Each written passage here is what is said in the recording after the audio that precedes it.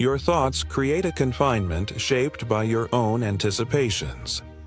Each worry, each letdown, each instance of pain arises not from existence itself, but from your intense desire to govern it. The 16th century thinker who uncovered this reality wasn't reflecting in some distant sanctuary. He was enjoying wine, managing a vast property, and participating in governance during one of history's most turbulent eras. Michel de Montaigne didn't merely speculate about releasing control. He experienced it through pandemics, religious conflicts, and personal sorrow. And his discovery was groundbreaking. The route to liberation isn't through increased command, but through its intentional relinquishment. In a society fixated on enhancement, efficiency, and expertise, Montaigne's message has never been more unconventional or more essential. The remedy for your distress isn't more exertion. It isn't superior methods. It isn't stricter discipline. It's yielding, but not the yielding of defeat, the yielding of insight. Thinkers before Montaigne assured certainty. Philosophers after him constructed elaborate frameworks claiming to clarify everything. Only Montaigne had the bravery to welcome doubt as the essence of understanding. Only Montaigne acknowledged that our frantic clutch for command is exactly what ruins our tranquility. Only Montaigne perceived that releasing isn't frailty, it's the supreme fortitude. Today, we'll examine why this nobleman from 500 years ago might comprehend your contemporary unease better than any modern self-help expert, and why his answer, complete acceptance, might be precisely what you've been seeking all along. The control paradox.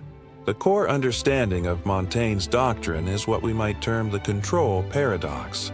The more frantically you attempt to govern life, the more it dominates you. Reflect on your own journey. The facets of life where you endure most, are they not exactly the areas where you insist on particular results? The bond that must satisfy your emotional needs. The profession that must progress on your schedule. The physique that must align with your ideal. The social rank that must impress others. Montaigne uncovered through harsh trials that these frantic needs produce the very anguish they aim to avert. In his Composition on Experience, he notes that most human distress arises not from external occurrences, but from our assessments of them. Specifically, our insistence that existence should align with our expectations. When an endeavor fails, the ache arises not from the failure itself, but from your bond to triumph. When a bond concludes, the torment originates not from the conclusion, but from your insistence that it persist. When your physique matures, the distress emerges not from the natural progression, but from your defiance of it. Montaigne's insight appears evident once articulated, yet it opposes everything modern society instructs us about accomplishment and joy. We're informed that command is the route to satisfaction. Strategize better, labor harder, refine everything, excel in your field. The fundamental premise is always identical. If you endure, it's because you haven't governed life thoroughly enough. Montaigne reverses this reasoning entirely. If you endure, it's because you're attempting to govern what cannot and should not be governed. The remedy isn't more command. It's releasing. This isn't surrender or nihilism. It's not abandoning enhancement or endeavor. It's a fundamental transformation in how you connect to existence itself. Acknowledging that you are not the creator of life, but a participant in it. Your purpose isn't to mold reality to your desires, but to engage with it as it unfolds. When Montaigne's cherished companion, Etienne de la Boétie, passed prematurely, Montaigne didn't strive to conquer his sorrow or process it according to some healing schedule. He permitted it to traverse him entirely, neither clinging to it nor repelling it. His sorrow transformed not into an obstacle to joy, but a natural manifestation of affection. something to be encountered rather than managed. This method alters unease. Most unease originates from the divide between your demands and your doubt. You insist on a particular result while recognizing you cannot ensure it. Montaigne's answer isn't to amplify certainty, impossible, or reduce your aspirations, unnecessary. It's to relinquish the demand itself while persisting to act with purpose. This is the paradox within the paradox. By relinquishing the necessity for command, you attain a deeper form of command, not over results, but over your connection to them. The cage of consistency. One of the most stifling demands we impose on ourselves is consistency. We construct personas and then exhaust ourselves, attempting to uphold them. Montaigne perceived that this quest for a fixed self is both unnatural and needless. In his composition on repentance, he declares his renowned statement, "I do not depict existence, I depict transition. I may presently be altered." This isn't a flaw of character, but an acknowledgement of truth. The self is not a solid entity, but a flowing progression. Modern psychology has affirmed what Montaigne intuited 5 centuries prior. The consistent, unified self is largely a fabrication, a narrative we recount to generate the illusion of coherence. In truth, we encompass multitudes of occasionally opposing impulses, thoughts, and desires. Our preferences shift with context. Our values develop with experience. Our very personalities transform based on our companions. The endeavor to uphold a consistent identity becomes a confinement. You evade encounters that might contest your self-concept. You dismiss emotions that oppose your idealized image. You exhaust yourself performing a role of your own creation.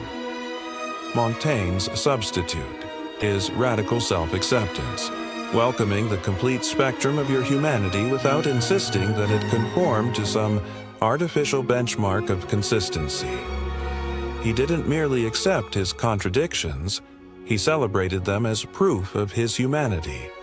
When he documented his dread of demise alongside his valor in combat, he didn't attempt to reconcile these apparent contradictions. When he recognized both his sensual cravings and his spiritual ambitions, he didn't endeavor to elevate one above the other.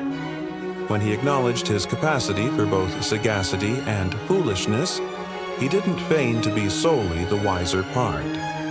This acceptance extended to his physique, a realm where modern individuals expend immense energy attempting to establish command. Montaigne detailed his kidney stones, his digestive troubles, his sexual performance, not as dilemmas to be resolved, but as facets of his human journey to be recognized. In embracing his complete humanity, contradictions and all, Montaigne uncovered a liberty inaccessible to those frantically upholding a consistent identity.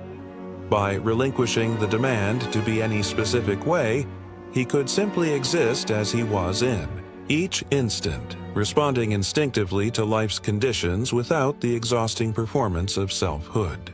This method dissolves a particular form of torment that afflicts modern individuals, the torment of inauthenticity. When your thoughts, emotions, and behaviors must constantly be modified to uphold a coherent identity, you lose connection with your direct encounter.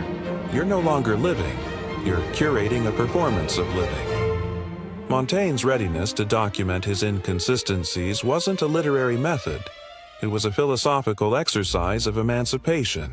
By portraying himself in all his contradictory intricacy, he liberated himself from the cage of consistency that confines so many of us. The tyranny of improvement. Our society venerates at the shrine of self-enhancement. We consume endless material, promising to render us superior, more efficient, more refined versions of ourselves. The fundamental premise is that we are essentially insufficient as we are, that joy resides on the distant side of some transformative alteration. Montaigne recognized this as perhaps the cruelest snare of all. In his Composition on Experience, he notes that the pursuit of self-enhancement frequently becomes a form of self-oppression, an endless endeavor that prevents us from ever being at peace with ourselves. The issue isn't the aspiration to develop or learn.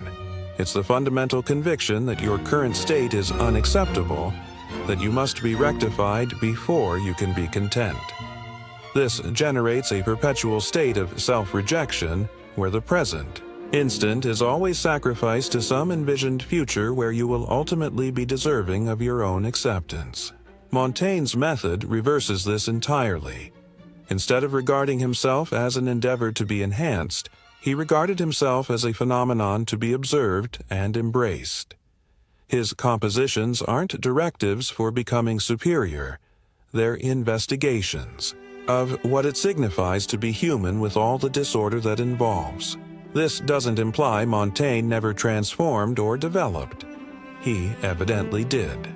But the development surfaced organically from self-acceptance rather than self-rejection. By closely observing his own encounter without judgment, he instinctively progressed in response to what he uncovered.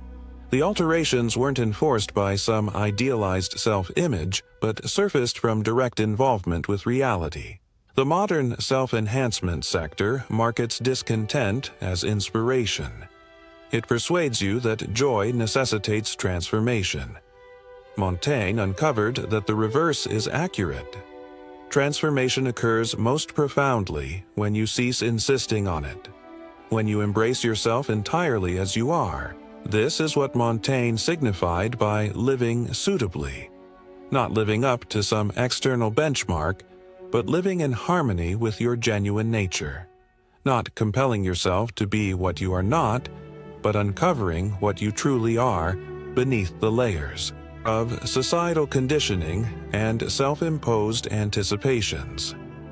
The most revolutionary facet of Montaigne's doctrine is this: you don't need to become anything to be deserving of your own acceptance.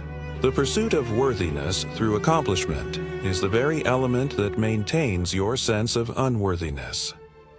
The freedom of limits. Perhaps the most counterintuitive facet of Montaigne's doctrine is his embrace of human constraints. Where other philosophers endeavored to transcend the human condition, Montaigne insisted on inhabiting it entirely. He dismissed the pretensions of those who asserted access to absolute truth or perfect virtue. In his composition, An Apology, for Raymond Sebang, he methodically dismantles humanity's assertions to certain knowledge, demonstrating how even our most fundamental perceptions are molded by our particular nature. We don't perceive reality as it is. We perceive it as our human senses and intellects construct it. Rather than perceiving this constraint as tragic, Montaigne perceived it as liberating. If perfect knowledge is unattainable, we're liberated from the exhausting pretense of certainty. If flawless virtue is beyond our reach, we're liberated from the crushing burden of moral perfectionism. If complete command is an illusion, we can cease exhausting ourselves in its pursuit. For Montaigne, wisdom commences with the Socratic acknowledgement of ignorance, not as a commencement to be conquered, but as the enduring condition of human existence. The truly wise individual doesn't accumulate certainties. They become progressively at ease with uncertainty. This method transforms how we connect to expertise. Montaigne was profoundly educated, versed in classical literature and contemporary thought, but he bore his education lightly, employing it as a dialogue associate rather than a source of authority. He cited ancient philosophers not to adopt their certainty, but to engage with their humanity. Montaigne's embrace of constraints extended to his ambitions. Unlike many of his contemporaries, he declined to pretend his compositions would revolutionize philosophy or transform society. They were simply his endeavors to comprehend his own encounter, valuable precisely because they didn't assert universality, In his political vocation, which was substantial, including service as mayor of Bordeaux and diplomatic missions for the monarch, Montaigne brought this same humility. He didn't assure utopian reforms or perfect justice. He provided competent administration with an awareness of its inevitable imperfections. This acceptance of constraints proves especially valuable in our era of relentless optimization. We're encompassed by assurances of limitless growth, perfect health, eternal youth, complete security, all accessible through the correct technique, product, or mindset. These assurances don't deliver freedom. They generate perpetual unease by establishing unattainable benchmarks. Montaigne provides the genuine freedom that arises from embracing finitude. You are a limited being with a limited lifespan, limited knowledge, limited command. This isn't a tragedy to be conquered. It's the human condition to be embraced. When you cease battling against these fundamental constraints, something remarkable transpires. The energy previously consumed by this futile resistance becomes accessible for genuine living. You can inhabit your life as it is rather than exhausting yourself in pursuit of a life that cannot be. The practice of letting go. Montaigne's doctrine wasn't merely theoretical. It was a lived practice cultivated through decades of self-observation. His compositions document not just his conclusions, but the process through which he attained them, the daily practice of releasing. The foundation of this practice is radical attention. Before you can relinquish your desperate clutch on command, you must first observe where and how you're clinging. Montaigne's compositions exhibit meticulous attention to his own thoughts, emotions, and behaviors, not to evaluate them, but to comprehend them. He observed his dread without attempting to conquer it. He perceived his vanity without attempting to eradicate it. He acknowledged his contradictions without attempting to resolve them. This non-judgmental attention generated the space in which releasing could transpire instinctively. The second element of Montaigne's practice is perspective-taking. He constantly reminded himself of the limited significance of his concerns when viewed against the vastness of time and space. This wasn't to diminish his encounter, but to contextualize it, to perceive his troubles as neither more nor less important than they genuinely were. In his composition, "To philosophize is to learn how to die," he doesn't provide techniques for conquering death anxiety. Instead, he proposes familiarizing yourself with death until it loses its terrifying unfamiliarity. Death isn't a dilemma to be resolved, but a reality to be acknowledged. The third facet of Montaigne's practice is what we might term experimental living, attempting different methods and observing their impacts without attachment to result. He experimented with his diet, his sleep patterns, his work habits, his social interactions, not to refine them, but to comprehend them. This experimental mindset liberated him from the rigidity that characterizes so much self-enhancement. He wasn't implementing a system. He was engaging in ongoing inquiry. If a method didn't succeed, it wasn't a failure. It was simply information. Perhaps most significantly, Montaigne practiced compassionate acceptance of his own humanity. When he fell short of his ideals, as he frequently acknowledged, he didn't berate himself or intensify his endeavors. He simply noted the gap between intention and action as an intriguing facet of human encounter. This self-compassion extended to others. Montaigne lived through the French Wars of Religion, a period of vicious sectarian conflict. Rather than demonizing those who held different religious views, he recognized their common humanity beneath the ideological differences. This wasn't moral relativism, but a deep understanding that all humans are limited beings doing their best with partial knowledge. Montaigne's practice of releasing isn't a technique you apply to attain a predetermined result. It's a way of being in relationship with your encounter. curious rather than controlling, accepting rather than demanding, engaged rather than grasping. The paradoxical freedom. The ultimate paradox of Montaigne's doctrine is that releasing doesn't diminish your life, it expands it. By relinquishing the desperate necessity for command, you become more capable of effective action. By accepting uncertainty, you become more capable of wisdom. By embracing your constraints, you become more fully human. This isn't merely philosophical theory. Contemporary psychology has repeatedly confirmed the benefits of acceptance-based approaches to well-being. From mindfulness practices to acceptance and commitment therapy, the evidence consistently demonstrates that accepting reality as it is, rather than battling against it, reduces suffering and increases effectiveness. The most profound facet of Montaigne's wisdom is that releasing isn't something you accomplish once and conclude. It's not an assignment to be verified on your self-enhancement checklist. It's an ongoing practice, a moment-by-moment choice to relinquish your clutch and engage with life as it genuinely is, rather than as you insist it should be. This continuous releasing isn't passive resignation. It's active engagement without attachment to result. It's intentional action without the burden of excessive expectations. It's living fully in reality rather than exhausting yourself battling against it. In our achievement-obsessed culture, Montaigne's message remains revolutionary. The route to freedom isn't through more command, but through its intentional abandonment. The path to wisdom isn't through certainty but through embracing uncertainty. The way to peace isn't through perfect conditions, but through accepting conditions as they are. The prison of your suffering isn't constructed by external events. It's formed from your own expectations, demands, and attachments. And its barriers dissolve not through more effort, but through the simple yet profound act of releasing. Montaigne uncovered this truth through plague, war, personal loss, and political turmoil.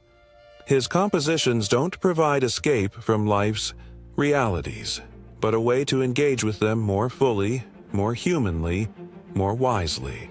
The question isn't whether Montaigne was correct about releasing.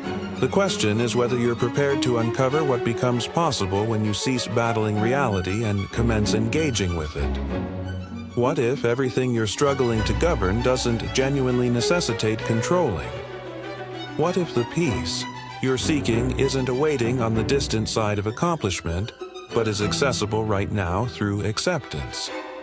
What if releasing isn't surrender to conditions, but emancipation from the suffering they generate? What becomes possible when you relinquish your clutch